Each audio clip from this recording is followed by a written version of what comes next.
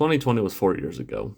Let that sink in. It both feels like it was yesterday and also a lifetime ago. And with so much that went on in 2020 with too many things happening that I wouldn't even bother making a list. But in all that chaos, movies kind of came to a standstill. You young whippersnappers may not remember, but remember, there was a time when new movies in theaters just weren't really a thing. Instead, we got our new movies from their parent streaming services, such as Trolls Band Together on Peacock and Black Widow on Disney+, a movie I regrettably have seen twice.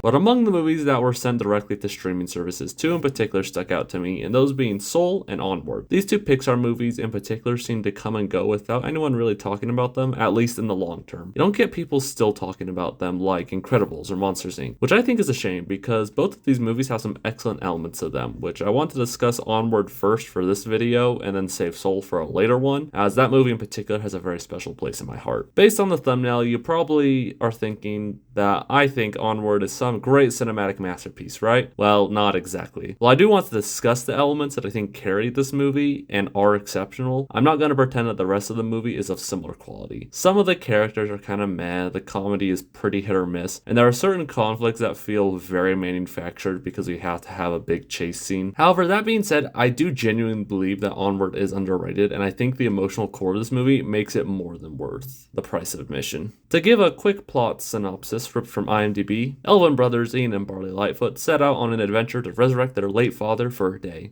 And holy shit, Julia Louis-Dreyfus was the mom? Probably wiggle out of this. See, Mom knows how to let out her inner warrior. Thank you. Now take out the trash. It's moving! It's moving! Yes! Yes!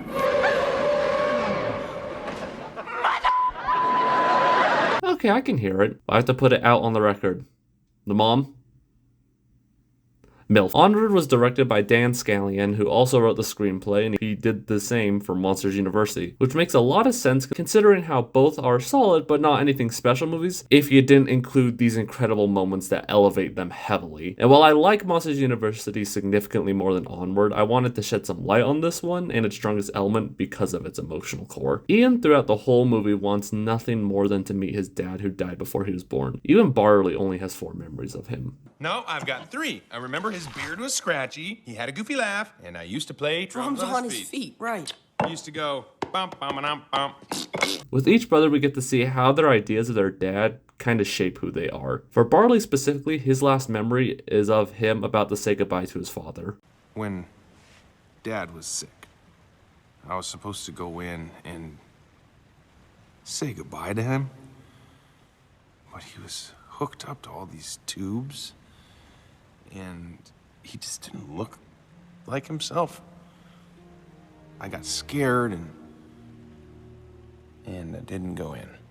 Now, Barley is a bit much at times in this movie, and I do wish they did something slightly differently. We are shown and told about how he's this screw-up that doesn't do anything right and how no one thinks he'll accomplish anything. However, while he's certainly knowledgeable about the history of their world and magic, I wish they showed a little bit more of something that he's good at. I'd say him building his van indicates he's good with cars. I feel like we could have gotten an instance of him using his magic knowledge outside of helping Ian on his quest, or perhaps him demonstrating another skill that he's very good at. Then again, that's kind of already what the messaging behind Monsters University is, so maybe it would have gotten a little repetitive. As someone who's never been great in a traditional classroom setting, I mean, I do fine, but certainly thrive in other scenarios. I think a quick scene of Barley having a moment like this could also help Ian see that he was wrong in calling Barley a screw-up.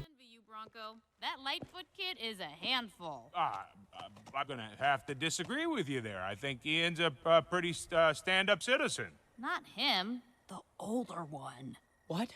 I mean, the guy's a screw-up. You can't say you don't agree. I don't. What? Barley, come on. This is all just... I'm not a screw-up. I didn't say you were. The magic said it for you. Well, the magic got it wrong. Magic doesn't get it wrong. The cop asked a question, you answered, and magic revealed the truth, right? It also could have made more audience members like him because from my understanding, he's the most divisive character in this movie, and I can't pretend I don't see why. However, all that being said, something I really like about Barley is how his last interaction with his dad defined him in a more positive way. That's when I decided I was never gonna be scared ever again. Maybe I'm just a sucker for characters that are themselves because that's one of my biggest core philosophies. Anyone who knows me in real life can testify I won't shut up about it, with one person in particular dubbing it my catchphrase. I'm always 100%.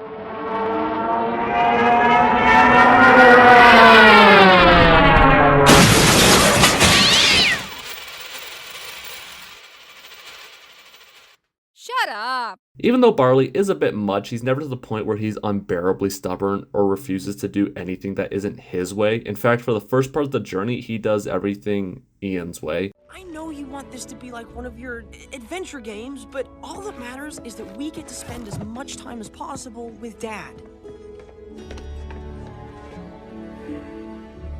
So we should just take the expressway, right? Yeah, you're right. However, with Ian, we see how this has almost had a negative effect on him. You know, aside from the whole my dad is dead thing. That's a real bummer. Ian is constantly shown how he has a certain image of his dad based on what others tell him about his father. And we see how this causes Ian to have this sort of what if mentality, with him making lists about all the things he would have done if he had his dad, even though he later realizes this isn't the case. Even with this what if mindset, he still tries to push himself out of his comfort zone by trying to be like how his father was. But even when he does this, he gets some more comforting words. What was Dad like when he was my age? Was he always super confident? Oh, no. It took him a while to find out who he was. Ian is similar to his father from what he's told, but he isn't exactly his father, and he's not going to instantly have all the positive traits that his father had. Having talked about each brother's relationship with their father, I want to talk about their relationship with each other. Barley very much acts like a big brother with his little brother, with a lot of the usual shenanigans and mannerisms one could expect from a big brother. I may or may not be able to confirm this, but throughout the film there are some nice little moments that are subtle enough where on a first viewing it's just an older brother being supportive of his younger brother, but once you watch the ending and look back, you realize that those moments were more than just that. I'm not testing anything. Just let me go. Let him go. Okay, I know you're stronger than that. There's a mighty warrior inside of you. You just have to let him out. And Well, we'll just have to do the spell again. You mean you have to? A person can only do magic if they have the gift. And my little brother has the magic gift. would fall more into the supportive big brother moment. However, I feel like even the most supportive sibling who's obsessed with magic would have just a smidge of jealousy that they don't have the magic gift. That's never a conflict because that's not who Barley is. Sure, he micromanages at times, but it's not out of spite. It's because he genuinely wants to help out his younger brother and see him succeed. I think one of the best scenes is when Barley sacrifices Guinevere, his van, in order to block the police.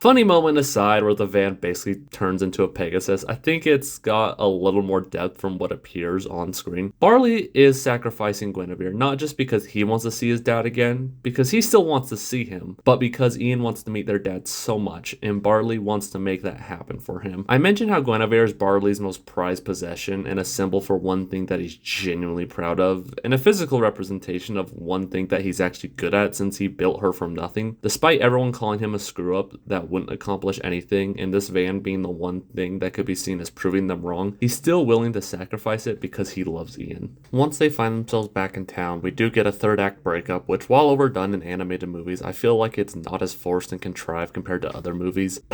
Boss baby.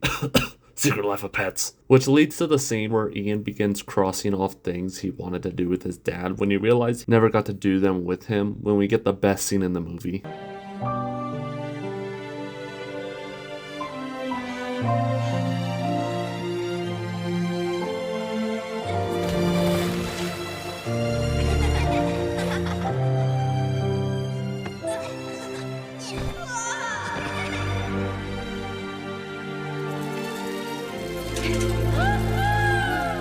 I know you're stronger than that.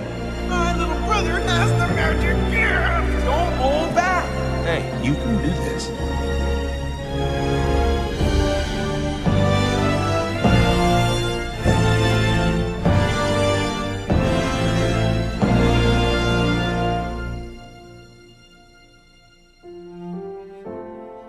Throughout the movie, we've gotten to see Ian be pushed out of his comfort zone and do all the things he never would have been able to without Barley. And it's done so organically, and looking back, you don't think, that's a bit of a stretch, or, well, that drastically changes the context of that scene. You think, well, shoot, I didn't realize it was the first time either. Once Ian realizes this and runs back to Barley, who has found the gem and activated the curse, which begins forming a giant dragon out of the school.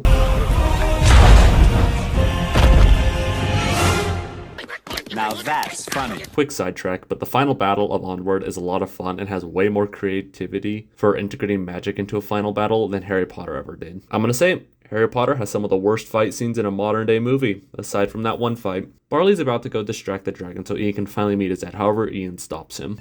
Say hi to Dad for me. No. You go and say goodbye. What? I had someone who looked out for me. Someone who pushed me to be more than I ever thought I could be. I never had a dad. But I always had you. After defeating the curse, Ian is trapped in the debris and is only able to see Barley talk to their father. And there are two things that I really like about this scene. First is that the movie didn't cop out and make it so Ian got to say hi to his dad, because that would have been emotional in the moment, but it would have totally disregarded the revelation that Ian had about Barley and go against everything the whole film was going for. The second is that we, the audience, get to see the scene from Ian's perspective and not Barley's, since we have been following Ian this whole time, and many times made the same revelations that he did throughout the quest. Their father disappears where Barley helps Ian out of the rubble, and they have this conversation. He's very proud of the person you grew up to be. Well, I owe an awful lot of that to you. He kinda said that too. Oh, and he told me to give you this.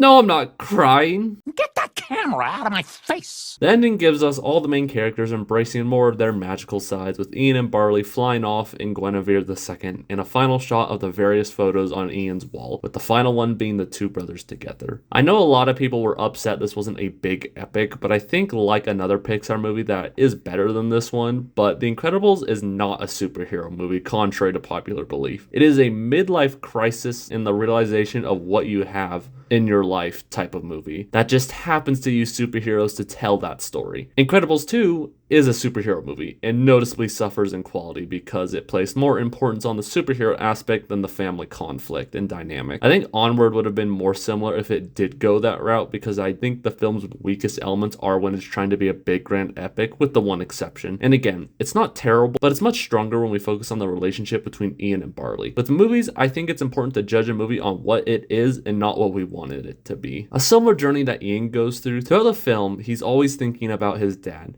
Because while he gets along with his mom and they do love each other, she has more in common with Barley than Ian, which contributes to Ian's feelings of wanting to meet his dad even more because he hears about how they were so similar. Ian wants to meet his dad because he thinks that this hole in his life will be finally filled, that a 24-hour meeting with him would allow him to have a person in his life who will always be there for him, to look out for him, to push him to his true potential, when in fact he had that all along and didn't need to bring back his dad to have that person in his life, because he always had that in the form of his older brother. And that's why I think Onward is an emotional masterpiece. I'm Cameron Facer. Spank all those buttons, stay safe out there, and I'll see you all later. Bye-bye.